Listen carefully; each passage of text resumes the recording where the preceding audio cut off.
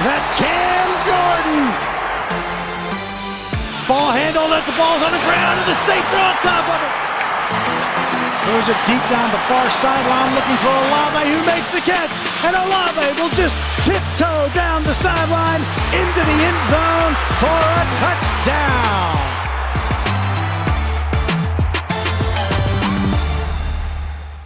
Welcome to Saints All Access, presented by Microsoft Copilot PC, right here on the Gulf Coast Sports and Entertainment Network. I'm Erin Summers.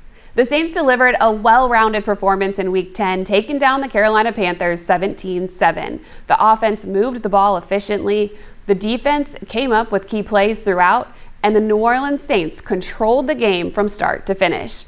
Here's a closer look at how the Saints got that impressive win over Carolina.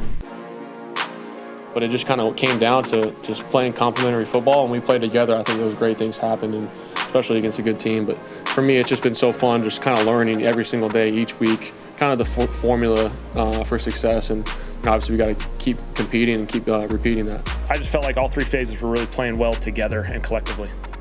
I had a great week of practice. I didn't really think about it too much, but when I came into the stadium, I just felt it all again. I had a lot of anxiety pre-game. But I trust him. He's going to go win, especially with, him down the field. He's such a dynamic player. But as soon as I seen the ball hit the ground, I trusted that everybody was running to the ball, and I just didn't want him to get the ball. So I just hit him. And when I look back, I seen at least 2 or 3 white jerseys jumping on the ball. It felt good, especially I feel like we needed a play. We needed some momentum. We drove the ball down on our first drive. We kind of missed on that third down in the red zone, but I feel like we needed some momentum, and we took the lead on that play. So it was a huge play, and Tyler threw a great ball, staying in the pocket, and like I said, it was a great play. The way he played today, that was just incredible. Incredible plays, phenomenal. The energy, the juice that he brought to our team. I thought it was a really special performance. You can't win one game and all of a sudden be 10 and something, right? You got to take it one game at a time, and I think that's what we did. Kept our heads down, and like I said, great win for us going into the bye. We'll come back, have a good preparation, and play a good team at home, another division game. We're joined now by Saints cornerback coach Grady Brown. Thank you so much for joining us. It's great to have you. My pleasure. Coming off a bye week, and I know there's a lot of self-scouting that happens with the week off, so what was your focus? Yeah, that's an excellent question. A lot of different areas. You want to look at personnel and just evaluate what techniques we're performing well, where do we need to improve. Then from there, I work my way towards third down and just looking at what coverages we did a good job at executing, what coverages we did not do a good job of executing, trying to stay away from those things. So really just personnel and third down schematics was my area of focus. How do you go about implementing all of those things in the next few games? Yeah, that's a lot of self-reflection, time management. And again, the things that you're good at, you kind of keep working on those things to continually improve, but you probably spend more time on things that you're not great at. So you just got to divide your time between areas of focus and what the film tells you and what analytics tells you. At this point in the season, how much time do you spend on the technique? That's another great question. I believe it's always about technique. In this league, there are a lot of great athletes, but a lot of times talent meets talent, and when the rubber meets the road, your technique it will be what takes you home. You can't just go out and rely on athleticism or rely on the thought of maybe I'm better than the person that you're playing against, because it just doesn't happen that way a lot of times. Most times you're as equally talented as the person you're playing. So for our position, really for every position, technique is paramount. What have you seen from Kool-Aid McKinstry in this year and his growth? He's done a lot of good things. He has natural ball skills. He's gaining a comfort level with playing to the single receiver. I'm not sure that that's something that he did a whole lot last year. And even coming from college, there are a lot of techniques that we're asking him to play that he didn't play at Bama. So he's gaining a consistent comfort level with playing those things. And I just think his overall development is in a good place. There certainly are some plays that we all wish he would have made, and including him. But there are some plays that he has made, and there are some plays that he held up in some tough circumstances, tough situations. And I'm just pleased with where he is right now, and just my goal is to continually push him to be the player that we all know that he can be. What is the dynamic like between Alontae Taylor and Kool-Aid McKinstry? Because those two seem like they are very close. They are very close. They are extremely close. And Alontae is in a great place in his career as it relates to what we're asking of him. And what do I mean by that? Alontae is in that phase where he's an older player, but he's still a younger player. And so while he's old enough to understand the NFL and provide us with great leadership, he's still young enough to relate to our younger players like Kool-Aid or like Quincy or like any other younger player on our defense. And so he's really seasoned, maybe is a great way to describe that. And he's doing a good job. He plays physical. He's a great tackler. Obviously, last week he came alive with the interception, and that was huge. And he's doing a really good job of just playing physical, playing tough. But like I said, he's a seasoned player that's in the perfect position to lead, but also relate to younger players, and also allowing himself to be led by me. Sometimes older players kind of feel like they have it figured out, you know, and they kind of want to do things the way they want to do it. But he's been very coachable and has done a great job of allowing me to lead him. A younger player that you mentioned, Quincy Riley, the rookie, what have you seen from him or liked about his game, even though he is in his first year? Right. I would say our scouting department and our front office did an excellent job in evaluating Quincy because he's exactly who we thought he would be. He's a smart player. He has excellent ball skills. He has an awareness. He has a lot of things that you really can't teach, but that you can enhance.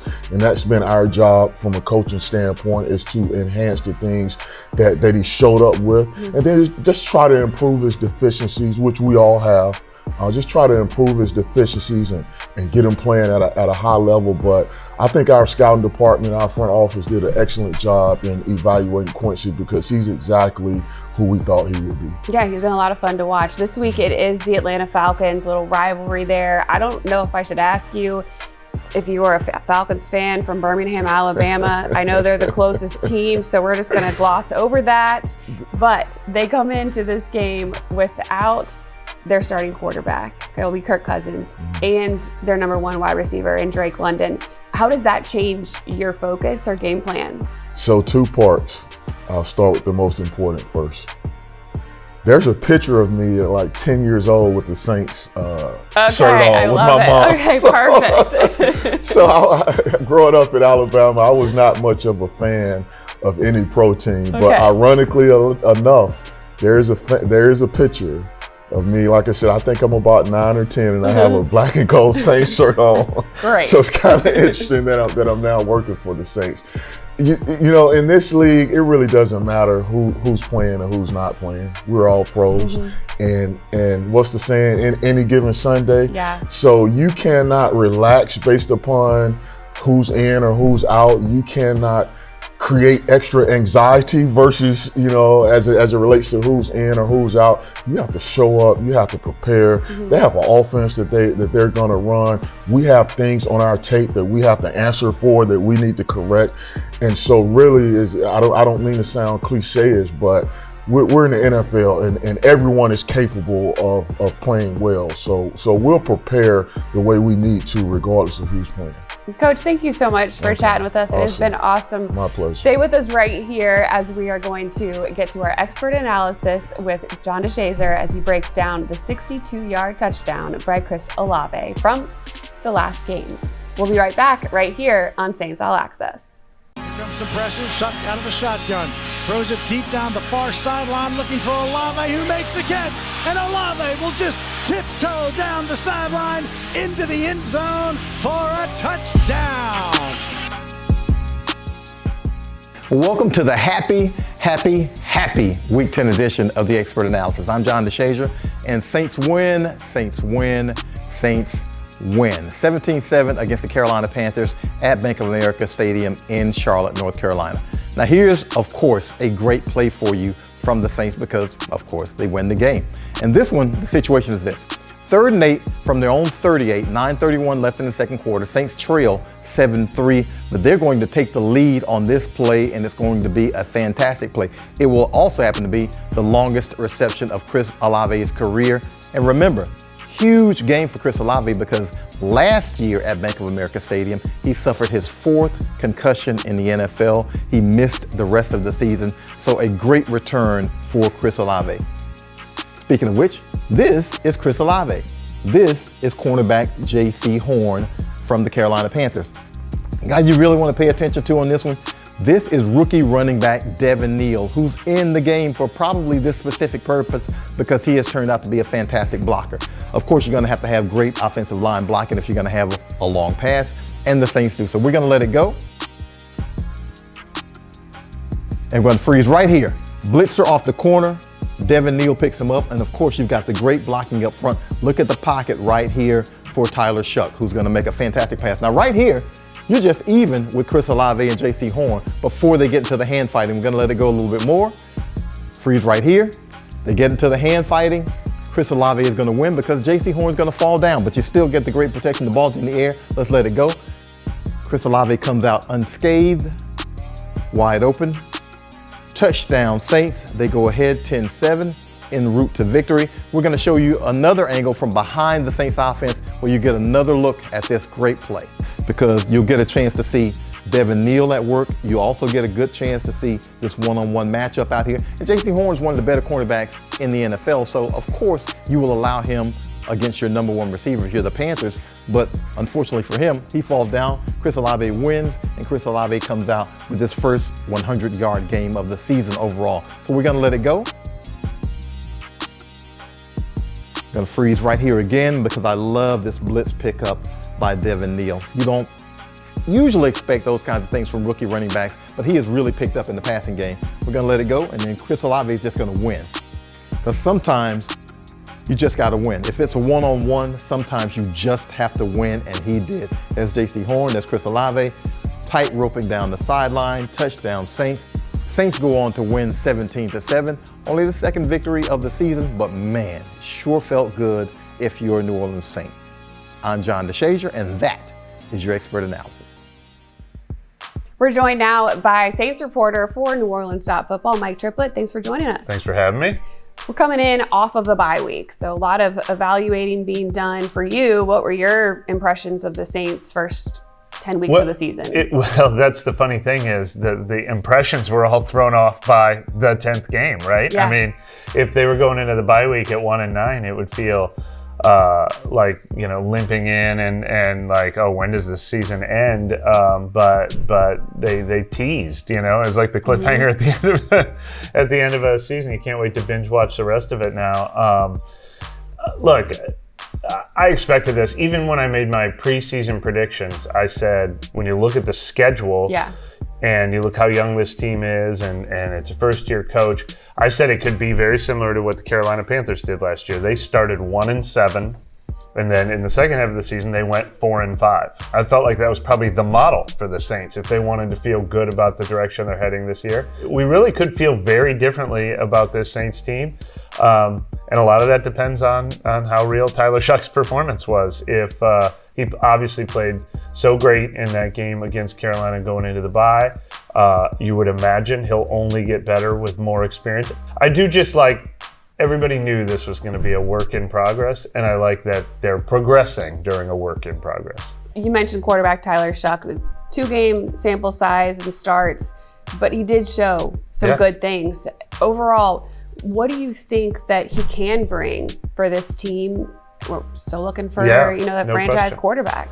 Well, look, I mean, they only scored 17 points in that game, but it felt like they didn't need to score more than 17 points. And I think one of the questions with him coming out of college is every once in a while the pocket breaks down and you see a couple of oh-no plays. And he obviously avoided that throughout his entire start at Carolina. So if he's going to bring the good and avoid the bad, then it'll be really exciting to watch him. It seemed like the Saints played their most complete game against the Panthers. Sure. What would you say is the biggest area of improvement?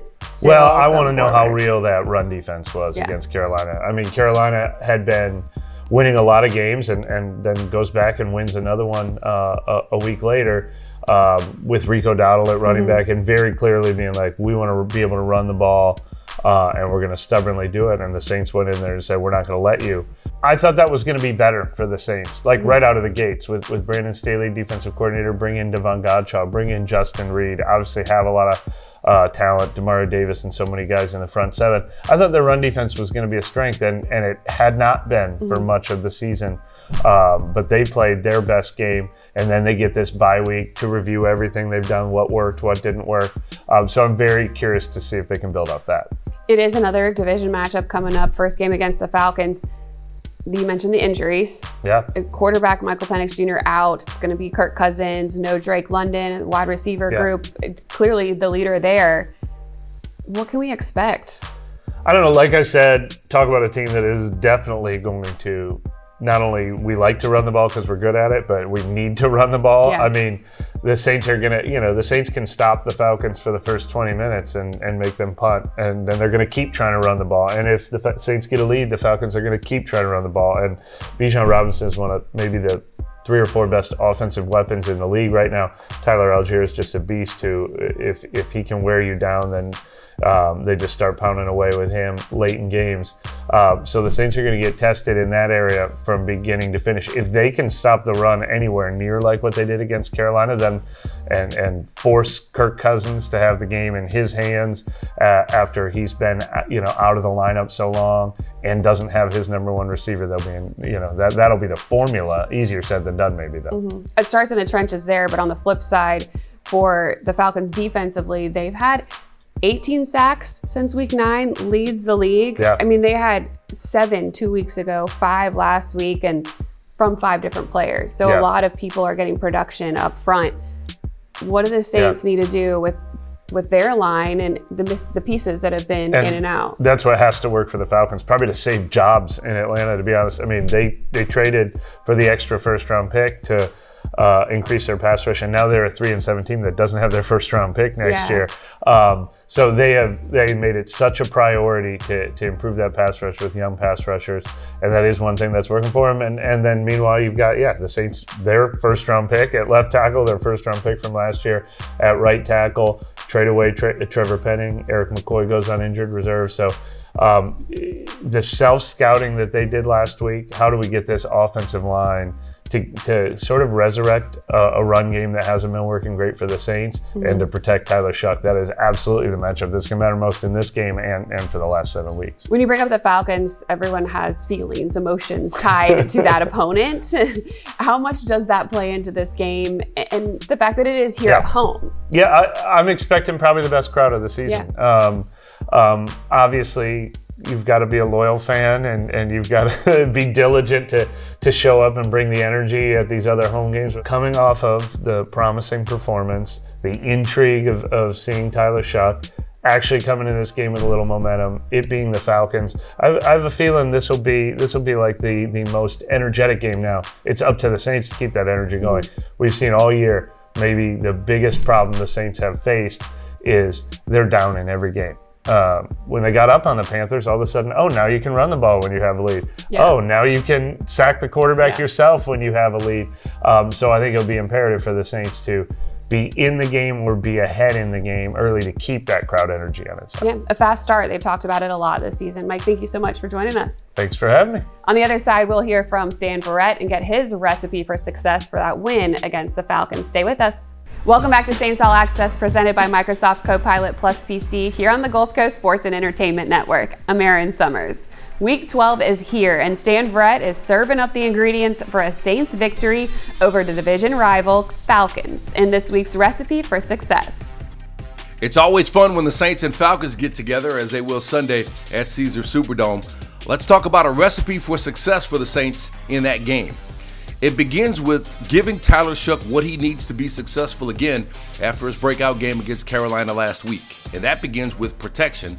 Atlanta blitzes at the second highest rate in the NFL. And as a result, they're also second in sacks with 34 in the season. The Falcons invested in their pass rush with Jalen Walker and James Pierce, so the Saints have to stay out of 3rd and longs when those guys get after the quarterback. The Falcons have the number 6 pass defense in the NFL, but that's largely because of their success with the pass rush. If the Saints can keep Shough clean, he could possibly exploit a Falcons secondary that surrendered 448 yards last week to Bryce Young and the Panthers. It will also help Shough to be successful if the Saints can run the ball. Kellen Moore identified the run game as a point of emphasis coming out of the bye week. The Falcons' run defense is 28th in the NFL, so there could be opportunities there for Alvin Kamara and Devin Neal if the Saints can establish the run early against the Falcons. Also, the Saints have to identify a secondary target to Chris Olave. Olave had a big day against Carolina with 5 catches for 104 yards, but Devon Vele was the only other receiver to catch a pass in that game, and he caught only 1. So the Saints have to identify another target on the outside to complement Olave. Next up is converting red zone opportunities. It's been a challenge all season long, and it's another point of emphasis for Kellen Moore coming out of the bye week. The Saints convert red zone opportunities to touchdowns at only 38.5%. That is last in the NFL, and it's a big reason why they average only 15.5 points per game. But Atlanta is averaging only 19.5 points per game. So every opportunity to put a touchdown on the board against the Falcons could be crucial on Sunday. The Saints have to find schemes or matchups that help get the ball into the end zone. And finally, on defense, the Saints have to contain Bijan Robinson. Robinson is 3rd in the NFL in scrimmage yards and 7th in rushing yards. He's the engine of the Atlanta offense. Falcons won't have starting quarterback Michael Penix. They'll go with Kirk Cousins instead, and they might not have leading receiver Drake London either. So that means Robinson is likely to be an even bigger part of their game plan. So the Saints have to stop him if they want to have success on Sunday. Aaron, back to you. Saints fans are in for a treat as former Saints standout Michael Lewis led an unforgettable ghost tour throughout the city he knows better than anyone. From iconic haunted landmarks to surprise moments in the French Quarter, the Beer Man takes fans on a lively, spirited journey through New Orleans' supernatural side. Here's a look at the adventure.